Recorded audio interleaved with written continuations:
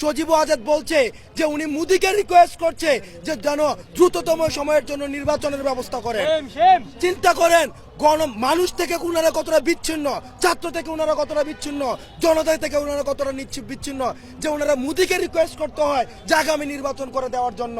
অর্থাৎ এটা থেকে প্রমাণ হয় যে 2009 সালের যে ইলেকশন, 14 সালের যে ইলেকশন, 18 সালের যে ইলেকশন এবং পরবর্তীতে যে 24 সালের যে ইলেকশন, সেই ইলেকশনগুলো যে প্রশ্নবিদ্ধ ছিল এবং মোদির উপরে যে দেশটাকে টেন্ডার দিয়ে, মোদি হচ্ছে একটি আদর্শ, এই আদর্শের উপরে যে দেশটা টেন্ডার দিয়ে এতদিন পর্যন্ত চালিয়েছে সেটি তখন প্রমাণিত হয়। বাংলাদেশের নির্বাচন নিয়ে যখন মানুষের কাছে সেখানে আবেদন না করে মোদির কাছে যেখানে আবেদন করে সেখানে আমাদের সার্বভৌমত্বটি প্রশ্নবিদ্ধ হয়। সুতরাং আমরা স্পষ্ট করে দিতে চাই, এই যে ইউএসএ তে বসে আপনি দেশের বিষয়ে সিদ্ধান্ত নেওয়ার আপনার কোন ধরনের অধিকার নাই। আপনাদের নৌকা অনেক আগে ফুটা হয়ে গিয়েছে।